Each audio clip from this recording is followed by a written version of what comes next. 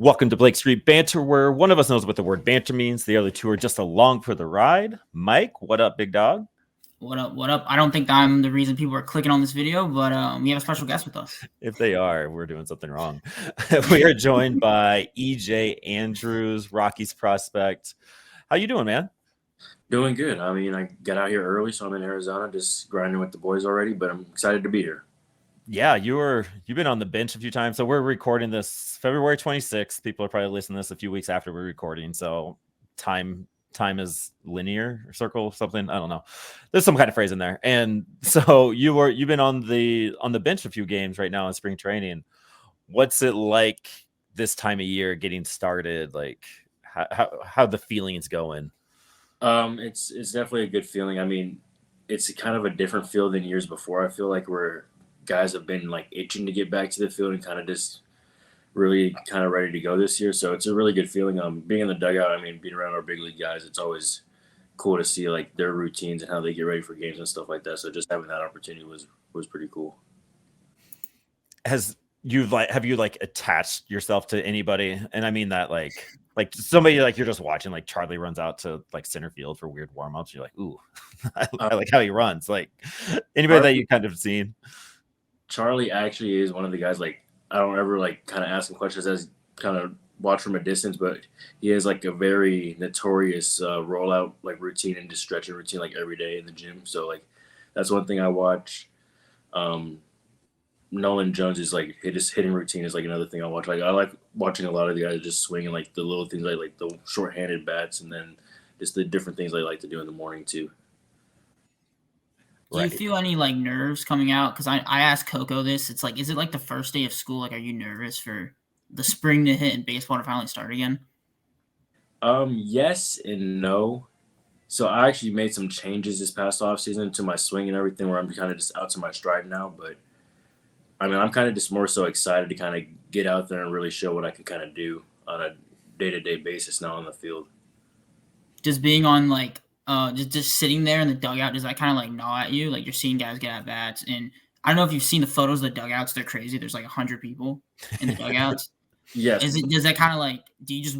I'm sure you wish it was you, but how does that feel? Just being there, being like you, because you see baseball, but you're not the one. There's like 100 people, so like not everybody can play at once. So yeah, no, that was definitely the thing. So I actually was in the dugout this past Saturday when we had the split squad going. So I was actually at the A's, where it was kind of felt like a normal dugout, but like looking at the other side and seeing their dugout was like for sure a whole just squad of guys with green jerseys on. But I was fortunate I got in that bat in that game, so struck out. But I mean, still, the moment I was for sure better than anything else. This is your first time? Like, was that your first at bat as a Rocky, so to speak? Technically, yes. Yeah, right. Yeah, that's pretty cool, right? Like that's a moment that you won't forget or your people won't forget. That's pretty cool. That's sick. That's awesome. So we're gonna go down line. We're gonna go in chronological order. So let's go back to 16-year-old EJ. Like you're playing 16, 17-year-old EJ. You're playing high school, Long Beach. Yes. Playing Cali ball. Long Beach Poly. Like what's that like playing in California? So I grew up in small town Nebraska. Nobody sees us. We maybe have our parents in the stands seeing the Nebraska skyline, which is nothing. So like what is that high school baseball life in California like? It was honestly, like, looking back at it, it's kind of crazy the amount of like talent that kind of came from like a small circle of guys like I grew up with. I mean, there's a few guys I can name off that like were with teams that got drafted. Zach Petway, Javon Ward, like guys I grew up with that got drafted by other teams. But like we had a small group of guys that kind of like really push each other, and like all the way up through like high school, we were still playing each other and stuff like that. So like having that kind of group of guys growing up with was for sure kind of made it easy to see where I wanted to get with baseball. Like kind of matchup wise, I kind of had those matchups already. But playing in California, I mean, you have competition kind of everywhere you go. So kind of just dealing with that. I mean, I was never really worried about kind of what everyone else is doing. I kind of just focused on what I was doing. So for me, I mean, I didn't do the whole travel ball, perfect game kind of storyline.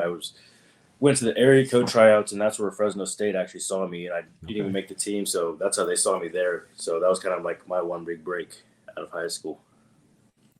What would you tell like a 16-year-old right now, whether it's in California or middle of nowhere, Nebraska? Like, what would you tell them to become like? I know it says minor league baseball player, but like you're the 1% of the 1% of baseball players in the world. Like, what would you say to get to that level? Honestly, it wasn't until I was probably 16 where it kind of really clicked, where it's like, okay, there's guys all across this, like not even our country, but like the world, that are trying to get into this small pool of what they can call a professional baseball player in America. And it's just like, okay, what do I have to do every day? Like there's sacrifices that have to be made. Where I think prom was the only like event I went to in high school, just because I was like, okay, would I rather go do the senior picnic, or would I rather go get ready for a pre-draft workout, or like go get ready for season next year, like summer, like anything like that. So like those are the kind of sacrifices I made going through high school and everything like that. But I mean, that's kind of extreme.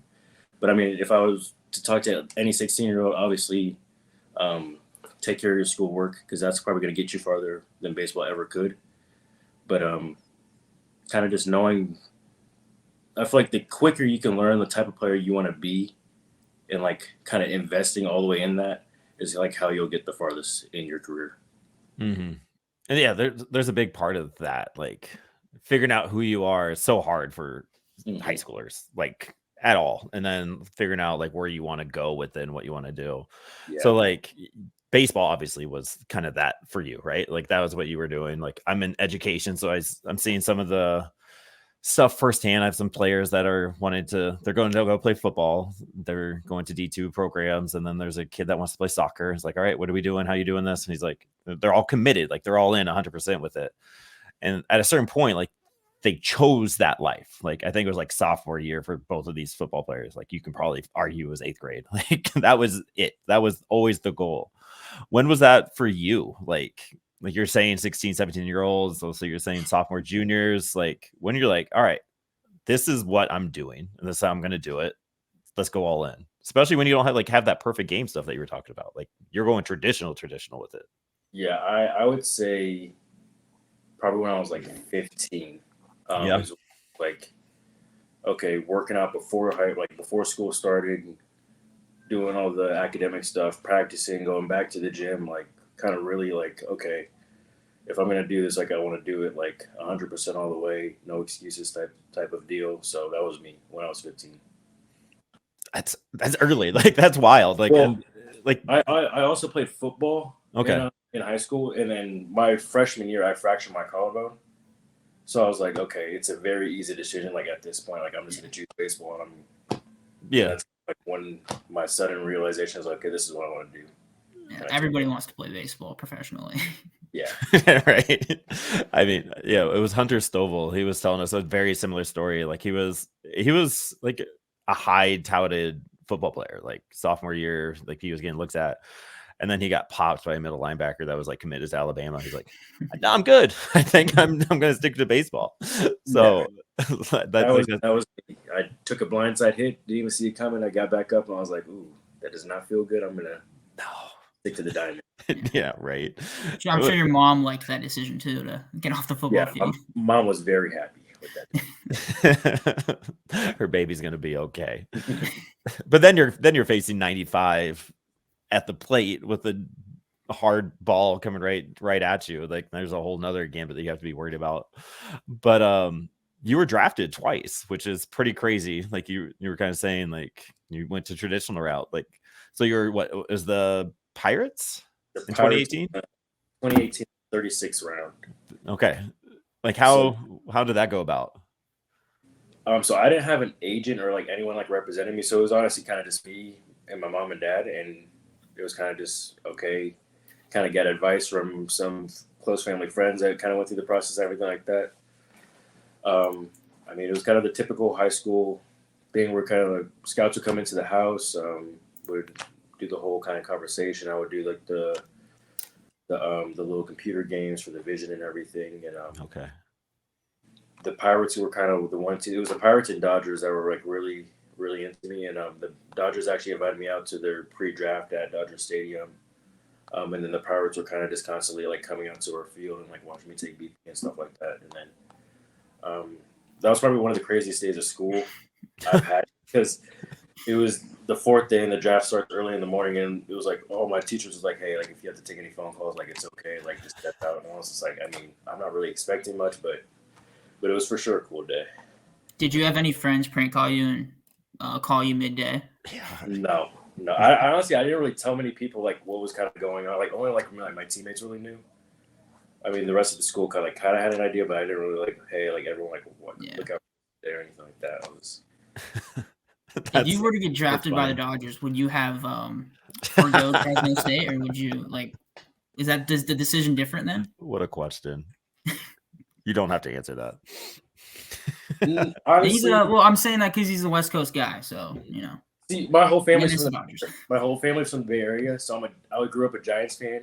Okay. So it might have been a little bit tougher, but just because of like just the respect and kind of the process that the Dodgers like took me along and gave me the tour and like the workout and everything, I would have gave it thought like just like I gave the Pirates, but it honestly, Jermaine Clark, which is it's a full story circle right here. Jermaine Clark was the assistant coach at Fresno State. And he was the first phone call I got after I got drafted. He was like, hey, I was in your shoes. Like, I understand, like, what, like, possible questions you have in your head, but I just want you to know, like, you come to Fresno State, like, we're going to make sure you get your education. Like, that's not going to be an issue.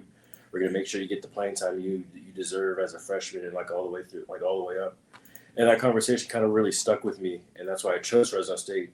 And then 3 years later, he's a scout with the Rockies, and that's the guy that got me drafted by the Rockies. Okay. So. Yeah, that is full circle. That's awesome. So like, that's like the third or fourth time you've mentioned academics as being a big part of it. You were 3 straight years on the academic honor roll at Fresno. I'm sure you were a big brain in high school too. Like, was that a big part of your upbringing? Like books first, so to speak, and then anything else after? My mom, she actually works for the chancellor's office for the California State University system. Oh, wow. Okay. So, yeah. So that was kind of a big part of kind of just getting me where I want to go. Yeah. Yeah, that's awesome. I mean, like you have that, and what was it? What'd you major in? Advertising. It was advertisement. Okay. So you still have that to fall back on, and like that whole, that safety net, so to speak, and you still played D1 baseball and all that. And you're still playing professional ball too. Like, that's awesome. So it came around and having that connection. And there's something about college too. Like Mike's all up in it right now, but there's some life lessons that are learned in college that you don't really necessarily get anyway. And we hear it from a little bit, and maybe you can talk a little bit about like you played with Benny Montgomery. I think you were after Zach Veen, but like these 18, 19-year-olds, like you probably have other people that you can think of that are coming being grown-ups all at once, like a full-time job, which isn't easy. Yeah. But like that college is that nice little gap to kind of figure all that stuff out. So like what kind of life lesson, so to speak, did you kind of get from Fresno State that you might not have if you were a Pirate or a Dodger?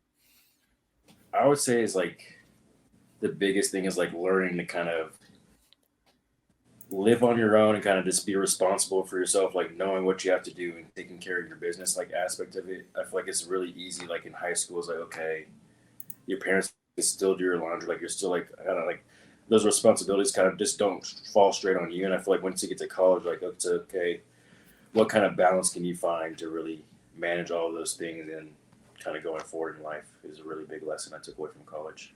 Mm-hmm. Yeah, same. Like I would have been lost without it. Like trying to be a grown up as an 18, 19-year-old. It sounds terrible. Like, I do not envy like Benny or Zach, like having to go through that a little bit. And like even the Latin players that are coming over for the first time and trying to acclimate to a whole new culture and a whole new lifestyle. Learn a new language. It's insane. So there is something about that college ball. So like college baseball was probably fun for you, right? Like you played 3 years.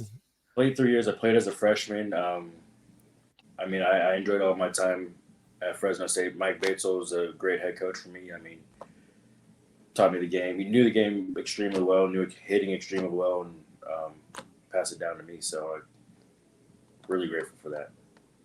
Who was the best player you played against in college, or pitcher, or even someone you just witnessed play? Bryson Stott, actually.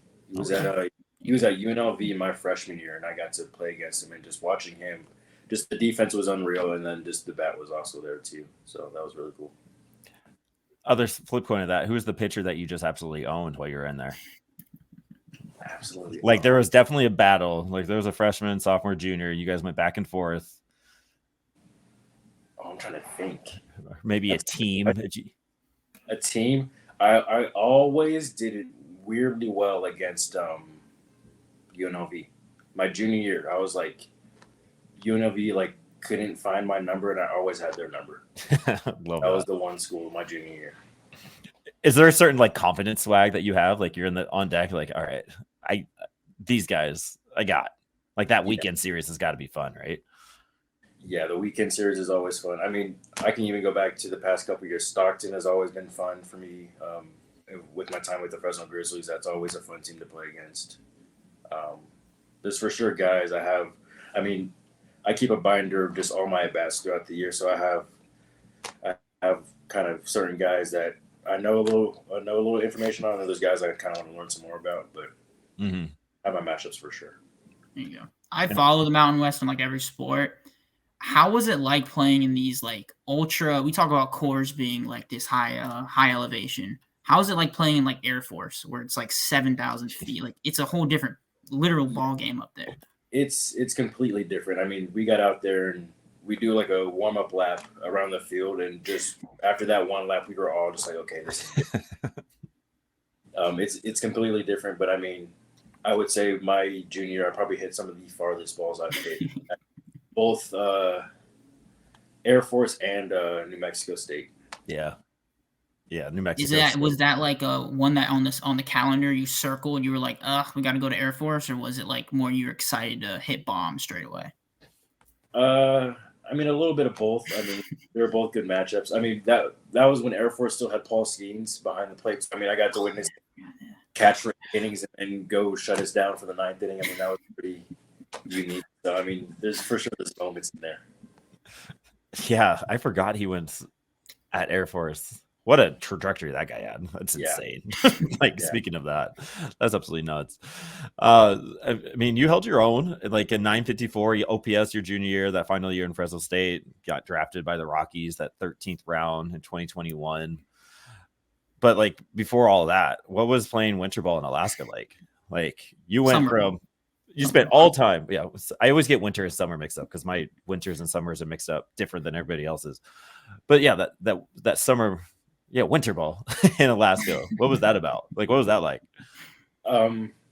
It was different just because the sun never goes down. Like the darkest it gets is like a sunset. So it's just kind of dealing with that. And then I would say that was probably the one summer where my schedule was like really just off. But it was honestly probably one of the best summers I've had. Just the people I've met, the baseball. Our host family was really nice. So I mean, that was a really cool experience. How's the process for something like an Alaskan baseball league for the summer? Like, are you there the whole summer? Was it like half and half? So it was, I got home. I was home for about 3-4 days, left for Alaska, got back home at the end of the summer, was home for like 2 days, and then right back to Fresno. Okay. So not much of a summer at home, but I mean, I love playing baseball. Like if I had the choice, I would do winter ball every season going forward. I mean, I feel like I just can't really get enough of it at this point in my life, so it was fun for me. What so in Alaska, there's not like any teams for baseball. Like summer league's probably the most they get. Was the fan turnout great? Like because that's about all they get for baseball, I'm assuming. It was pretty good, I would say. I mean, there's for sure there was a couple ballparks that are like a little out of the way. So, I mean, it was more just so like local fans and not those ones. But we played in Anchorage, so we got a pretty good crowd every night. Yeah, that would be wild. I feel like everything in Alaska would just be a little bit farther away, though. So, yeah. Wonder what you mean by that. Did you get to like do any excursions or any hiking or like see any cool landscapes or see a black bear or something? A lot of moose. A lot of moose. Did a few hiking trips. Went to a animal reservation where they had the black bears, brown bears, eagles, and all that type of stuff too. There's a lot of where do we go? we did a dang, I'm blanking.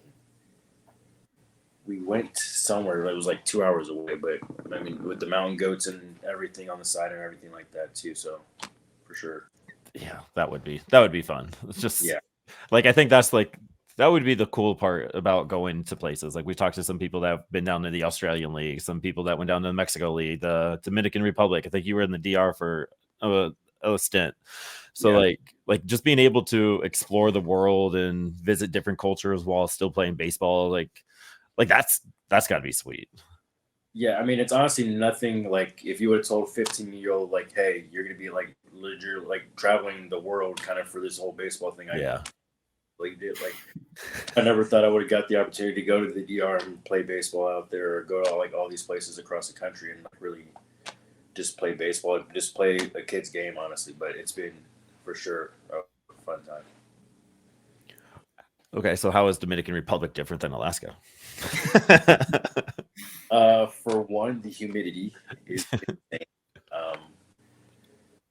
The DR was honestly, I loved the experience. It was really eye opening for me, kind of just going from growing up in LA and kind of having that whole atmosphere, and then going out there and kind of just seeing just their daily lives and everything like that. It was just eye opening. The baseball is always going to be baseball, obviously, but I mean, I have a story. I was playing left field one of the games, and we're at the Mariners complex, and it's kind of just a super nice complex, and then it's just gated, and then behind left field it's like a little street, and then across the street is just like weeds and trees and everything like that. I'm playing left field, and I just hear rustling in the bushes and everything. I turn around, and it's just a cow just walking behind back there. So you get things like that which you wouldn't see in America, but I mean, it was a really cool experience for me. That's something probably the middle of nowhere, Nebraska. Probably something like that too. Yeah, there was some backdrops of cows in it and some cornfields for sure. Yeah, so it's like the same thing, right? Humidity is terrible too. Yeah, the humidity wasn't fun. I mean, I call it college dorms. You're in the bunk beds and everything. I got the full experience. I mean, even like that, it was just felt like it was back in college and kind of just in the dorms and go play baseball and come back in. I was playing dominoes with all the guys and stuff like that. So it was fun. Mm-hmm. I gotta ask, you see all these like NCAA players, you know, the NIL deals. Are you kind of sad or kind of upset that it wasn't a couple years earlier that all this happened? Because I've been seeing all these guys are getting like cars just for being like, baseball teams. Like everybody gets a car now, but is that kind of like a little upsetting for you? Yes and no. I feel like I don't know where the whole kind of college sports thing is going with the whole NIL thing and just the transfer portal and like all that type of stuff. And it's really, I don't know, political at this point. Yeah. I would say so. It's a tough thing to maneuver at this point. So I'm kind of glad I'm on the other side where I kind of have everything set and I know what I need to do every day. So with that aspect, I'm just happy with where I'm at now. Yeah, like it's wild seeing all these players transfer. Like again, I'm a Nebraska football fan, and so we're finally decent. We're decent, right? And like you got this Matt Rule guy, like he's coming in, like he wants to build his program, but like he's one of the few coaches that seems to have kept the whole squad, most of the squad together, where they're not transferring in and out. And you see other teams, like the entire team is changing, and it's. Like it's a whole nother recruitment thing. Like that's why, like, is Harbaugh an NFL coach yet? Like, I feel like he's just over. Like, I have to recruit a whole nother pool of players and try to keep the ones I have happy. And it's a wild concept, and all of that comes in with it. I feel like for baseball, it's a little different now too, because like I've talked to a few number of coaches where it's like, why would I kind of give this money or this scholarship to a freshman when I could go get a senior or exactly junior that's had this number of at bats, this number of innings, and kind of like knows what he needs to do and stuff like that too. So it's a crazy thing right now. Yeah. So I guess I would be glad that you're not in the thick of that. Yeah. Because you're seeing a lot of roster turnover. You don't even know. A lot of like usually in college, it's like you pick a college 4 years. It's hard to transfer. Now it's like, are you just going to be left behind? And are they going to immediately fill your spot? Like. So. Yeah, right. Who was your I don't want to say most hated team, but the team that the biggest rival of Fresno State in the Mountain West when it came to baseball? Biggest rival, I would say San Diego State. Okay. Was always one of That our makes rivals. sense. Both really good programs, so yeah. Yeah. That makes sense. So, like, you got the chance to stay in Fresno. So drafted by the Rockies, got a chance to start in Fresno, which is absolutely crazy. Like, you're like, all right, cool. I get to go somewhere else. No, I'm gonna just hang out here for a little bit. Like, that was probably kind of nice, but kind of annoying-ish at the same time. Yeah, I mean, that was also another phone call I got from Jermaine Clark. That was the first phone call after I got drafted the second time as well. And he was like, hey, just want to let you know, like, we're going with you with this pick this round. But I also want you to let you know you're going back to Fresno. That's fine with me. Familiar territory. So, I mean, all the guys using me for spots for restaurants and stuff like that. So it was good. You want to go and throw out your favorite restaurant in Fresno? And Favorite taco stand. you only got Taco stand, 559 Tacos Truck is a must. Okay. Should we blank it out and then put our sponsor over it once we get a sponsor? Maybe we'll just ask 595 to be our sponsor. There you go. Yeah. EJ Andrews and BSB doing their thing. 595. And Doghouse. Shout out Doghouse. Doghouse. Okay. Did your parents give you trouble for like you're calling them, you got drafted, but then you're like, but I'm still gonna stay here in Fresno, guys? Like, was there did they give you like a hard time about that? Like, my dad definitely did.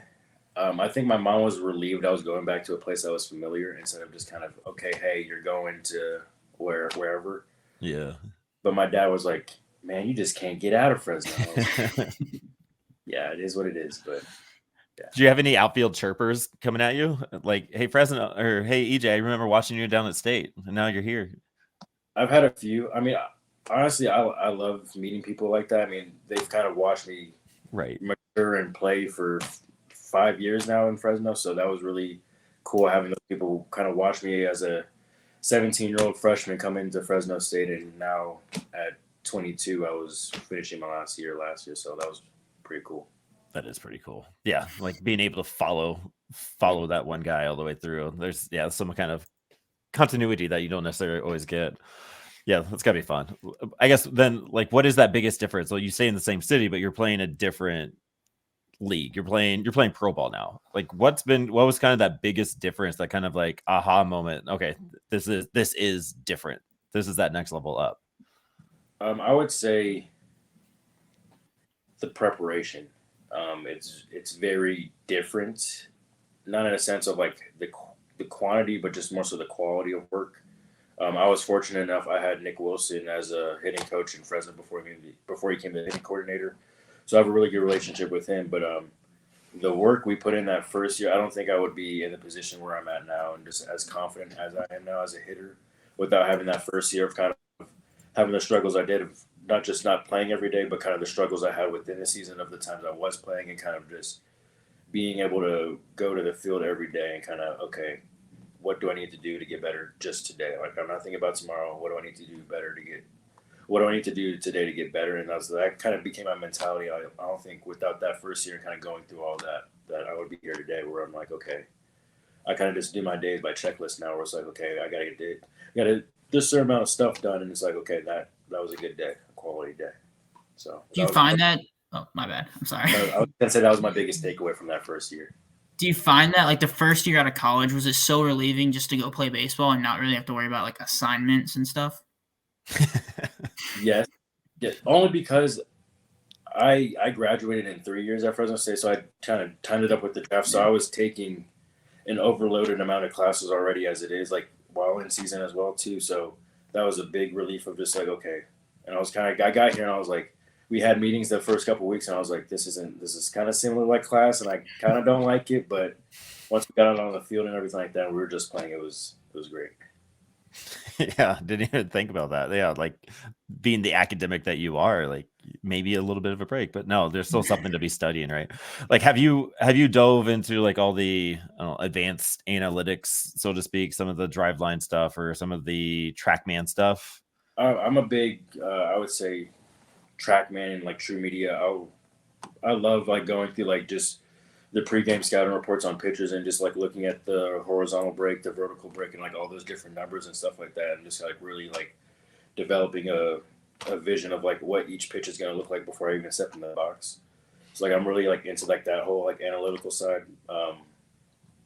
So like that's like my whole thing right now is like how can I learn to really see everything that I want to see kind of before I really have to like perform. So take me into your mind in an at bat. So you have that information. Like, how do you use that? So like, the horizontal break is, I don't know, like 20 inches, right? Mm-hmm. Like, how do you, I guess, use that information to have that productive at bat? Okay. Yeah.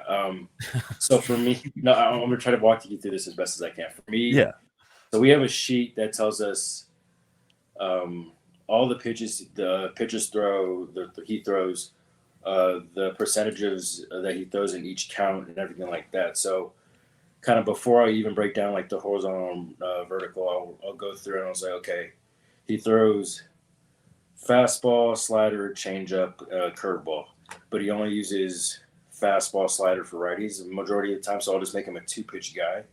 And then at that point, it's like, okay, fastball, he has that 20 inches of vert on the fastball. So I know it's really going to kind of hold its plane and kind of right true. So my approach for a day like that, where I'm facing a guy with the fastball with a mountain rise and a slider, I'm thinking, okay, get myself in a position where I can hit that rise fastball on a line to the second baseman. And that kind of gives me the adjustability I need where if I'm getting that middle away fastball, where if he's going to throw that slider inside of that middle away line I kind of have, then I have the adjustability to kind of get that slider and kind of work with the rest of the field with the slider. Yeah, it makes sense. And I think I follow you. Like, I get it. But like, how? I don't know. Like, that's just so like, there's so much. It honestly, like my first year, I didn't really have like the whole approach thing. I mean, in college, I was really comfortable with hitting with 2 strikes where I was a leadoff hitter. And most of my leadoff at bats, I would tell my head coach, I was like, hey, I'm going to take till I get 2 strikes. And most times I got walked. So I was always kind of comfortable with that whole approach. And then when I got to pro ball, I kind of wasn't that same leadoff hitter guy that they kind of wanted me to be. So my first year in Fresno was kind of me finding my whole approach and using a pregame scouting report to like fine tune what I'm trying to do every night. And that's kind of just my process of how I look at that paper and take all those numbers, which can kind of look like a lot, like when you really look at like the whole paper, but like the percentages of counts he throws them in. Like I like to know what he likes to throw 0-0. So if it's a pitch I think I could jump on, I want to be ready for that. And then just, okay, he's throwing, I just try to make every pitcher a 2-pitch guy. I feel like once you get to 3 pitches, you're kind of thinking a little bit too much. And then once I get that, for me, I have to have an external focus of like where I want to try to hit the ball in order to get my body in the right place to really kind of give myself the adjustability to adjust. Yeah.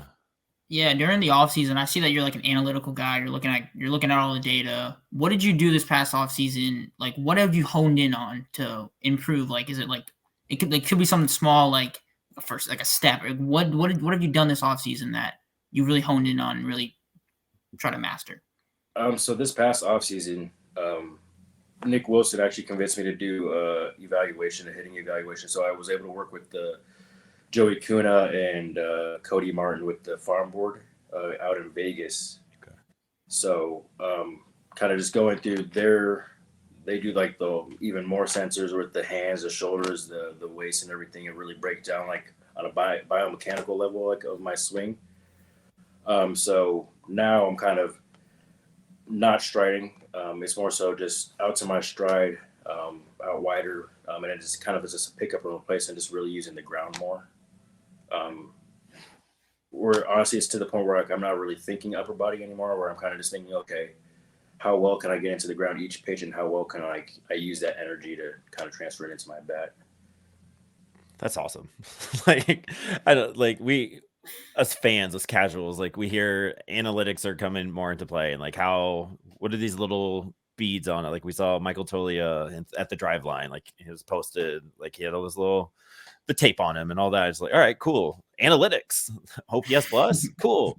But like like hearing you talking about it, you're going to a lab, so to speak, and you're getting all this data and then being taught how to use it. Like most of the time we talk to pitchers, like, all right, so how you use and stuff. And we're creating pitch shape. We're figuring out our tunneling. We're figuring out what our pitches are doing here and there and that kind of stuff.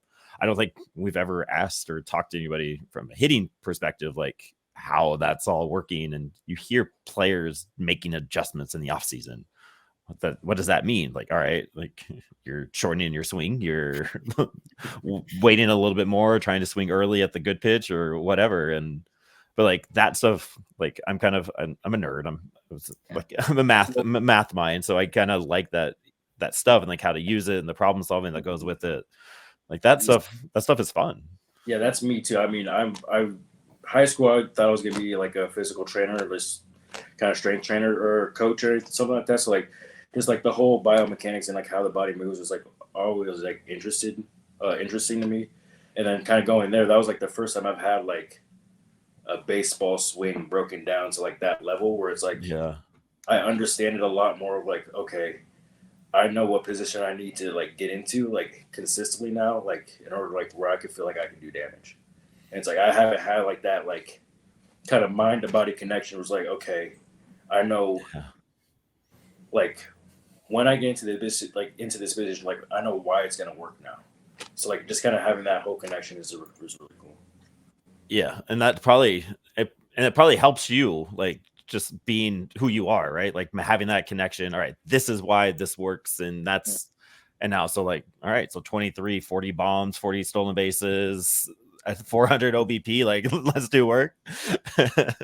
Like it'll be fun. It'll be fun to see how you use all that. Cause I mean, like you made some adjustments last year. Like you were saying, maybe it was just kind of the growing up, like from 22 to 23, you had 4 bombs compared to 15 bombs in 23. Your doubles were 13 doubles to 15 doubles, but like you added more power. Your OBP was up. It's like your adjustment was still there, but now like you have even more to adjust with. Like I think that first year was kind of like me learning the whole approach, the whole how to dissect the pregame scouting report was like the big lesson. And then this past year was kind of like, okay, I kind of had an idea of like physically like where I wanted to be, but I really think like this offseason kind of like took me to that, okay, this is where I want to be. And now I feel really good actually going into the season, kind of having both of those now and really seeing how it plays on the field. Yeah. All right. So we've talked about your offensive approach and all that fun stuff. A lot of players take a lot of pride in their glove. How much pride do you take in just owning and just making sure nothing gets by you and you catch everything? You are fun to watch defensively. I loved tuning into Fresno games last year to see you roam center. Yeah, I love doing it. I mean, I tell all our pitchers, I was like, hey, no matter like, because I still play all 3 positions. I was like, no matter where I play, like use me, like I'm gonna be out there working for you. So like I take really good pride in like just giving our pitchers like that kind of reassurance, like, okay, like I know he's back there, like I know I'm gonna be fine. Like those days when I was playing center field, like I had a lot of the guys was like, okay, like hey, I'm not like 100% with their arm today. I'm gonna pitch a little bit more at contact. Like I'm gonna use you, and like having them be like realizing like they can do that and like really trust that is a good feeling. Yeah. So what's cooler, robbing one over the fence or throwing somebody out at like third or home? Like that. Okay, maybe like a diving catch, throwing somebody out because the fence leaping doesn't happen very much, and that's just cool as hell. Yeah, honestly, I would say for me, it's the throwing people out because that was actually something I worked on in my first year of Fresno. That wasn't like a great strength of mine, and then kind of having it show up this past year was actually a really cool thing. I was like, okay, that's something I've been working on for like the past year, and it's actually showing up like this soon. I was like, that was a pretty cool moment. Yeah. That's awesome. And then we're gonna do some clipping here. Mike is gonna go in later. Walk us through that inside the park home run you had. So that was against Medina, who's actually one of the guys that have his number. I do think I have his number. But I mean, honestly, I probably could have saved the however long it took and just hit it 5 feet farther. But I mean, it was cool. I mean, I heard it bang off the wall. I took off out of the box just because I knew how the wind plays in San Jose, where it's kind of like it could switch really fast with the airport being close. So I took off out of the box, and once I heard it bang off the wall, I was like, okay, I think I have this, because I was already base and they were still chasing down the ball. So did you slow up a little bit around the third? No, I made sure I didn't want to chance it. That's awesome. I've never been that fast, and never even not even like little league. Like, hey, inside the Parker, not even like the T-ball when you're the last hitter. Never, that was never in my repertoire. So that's fun. That's awesome. I mean, we kind of mentioned him a little bit, but Benny, like, I don't know if he gets enough recognition. Like, he's the first round pick. Like, you get the Zach Veen, the Amadors. Like, you can go down the list, right? We're not gonna do that, but like. You were around him. You saw him in 2022, and like as a young cat, like what can you tell us about Benny? Like, let's give some praise to Benny Montgomery here. Benny, I mean that's my guy. I mean, we were roommates in an instructional league and everything like that too.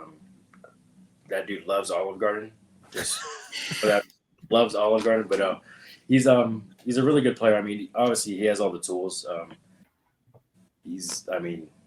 I remember watching him take BP the first time after we got drafted. He's absolutely just launching balls, on one of the backfields, and it was honestly really cool to watch. And he's just getting better as he gets older and more mature. I mean, he's finally starting to kind of realize like those kind of missed lessons from college. He's getting those obviously now, but I think he's going to be really, really, really fun to watch for the Rockies in 4 years. Yeah, I love that. He's growing up a little bit. Like, just like his body is like he's getting a little bit thicker. Like, seeing him in spring training this year is like, okay, that's not the 18, 19-year-old Benny that we saw get drafted. Yeah, that'll be fun. That's good. I love that. There was another question I had there. The Nic Wilson. You mentioned Nic Wilson quite a bit, right? And like he was there, Fresno, then he left you for his promotion, so to speak, as the hitting coordinator.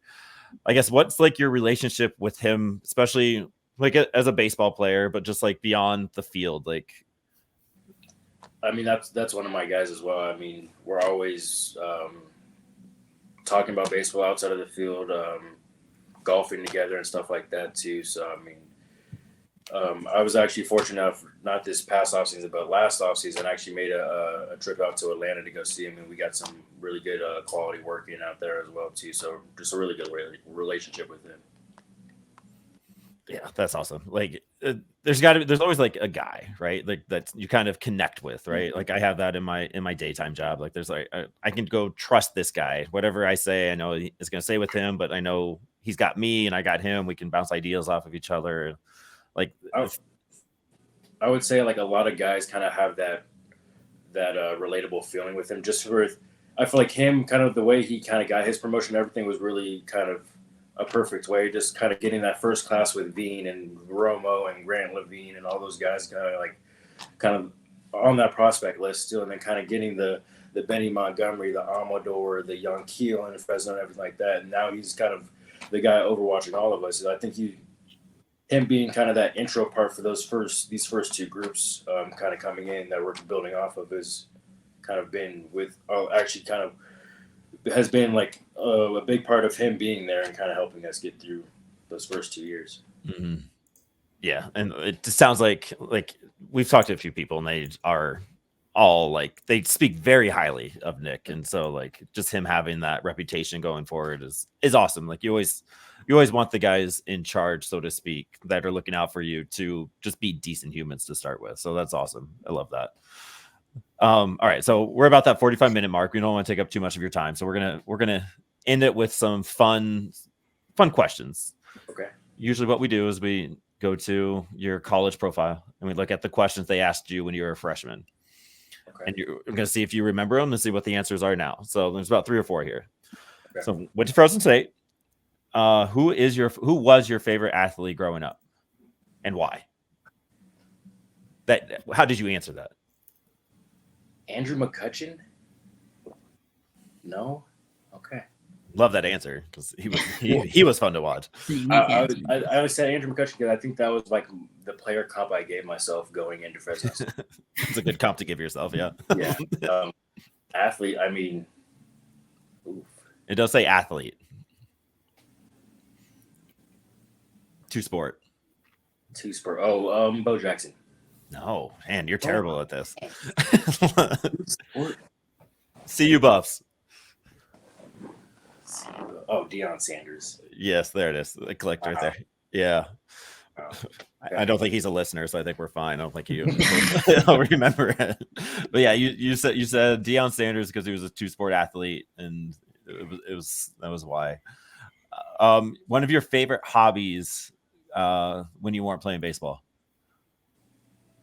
hobby / sport. This was my freshman year. I wasn't golfing at this time. Oh, It is a Saturday afternoon. fishing? No. No. Saturday afternoon. Mostly maybe at night. We get a little cosmic in. Yeah. It's a fun time. Bowling. Okay. Yeah, my great grandmother used to bowl professionally. Oh wow. Wow. Yeah. This. Just taking you there. Let me teach you something, EJ. Like Yeah, just honestly, like every weekend I was spent with her was at the bowling rink. Was that the bowling alley? You still bowling nowadays, or have you kind of went straight to golf? Casually, I mean, I'm big on the golf right now. Mental game, so Yeah. We see a lot of the clips on Instagram from just like all the Rockies players. Like they're just out just crushing golf balls, like, which is just insane. So were you out there early enough for the waste management, or did you get there after? no, I got there after. So Okay. but yeah, That's next next year I'm aiming to be here before it. Yeah. Just for that. Like That alone. just another perk of the job. Like just being able to go to the waste management with everybody. That'd be sick. Who do you probably this answer probably the same. Who do you admire the most? My mom. Yep. That was the quickest one. Yeah. That was the one you needed to have. There you go. Yeah, I know she's gonna watch this too. If I got that wrong, it's over. It was over. What about her that like is that thing? I mean, she was a single mom growing up. I mean, she's kind of the reason I'm the person I am today. Just the amount of sacrifices that she made in her life so I can get to where I'm at right now. And I feel like I'm still kind of paying her back endlessly for that. So I think that has to be the main reason why. Love that answer. And I know Mama will too. That's awesome. All right. And last question, my favorite question. Your favorite baseball moment, and you get to be absolutely 100% selfish in answering this. Your favorite baseball moment when you just balled out.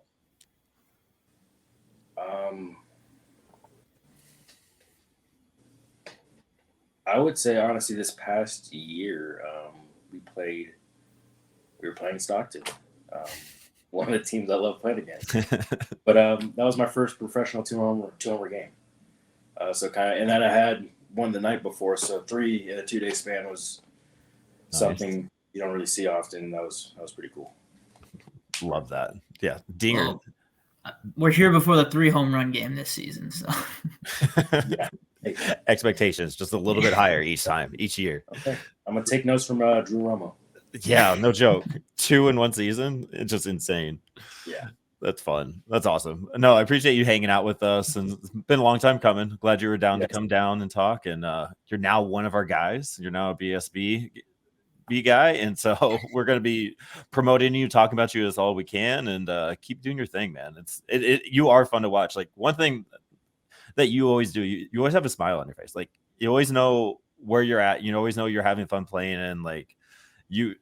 Like always tuning into Fresno last year. It was like, all right, EJ smiling, even though you're down like whatever 5 in the 8th, you're still doing your thing, still having fun with it. And then I love those kind of players, and talking to you tonight, like you're just one of those guys. So it's fun. Appreciate it. I mean, it's the worst thing I can do in one day is go 0 for 4 Ks. I mean, I'm still living a pretty good life outside of baseball. So I mean, that's kind of the attitude I take to it every day. So I mean, I try not to carry it as heavy as it kind of seems to a baseball player, but I've had a fun time being here. Hopefully I could be back at some point. So for sure.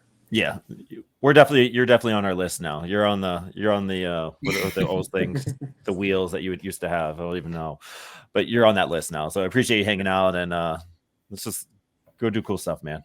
I will. I got you guys. Thank you, man. Love that. Thank you. Thank you for watching and listening. Please check out our link tree for more content.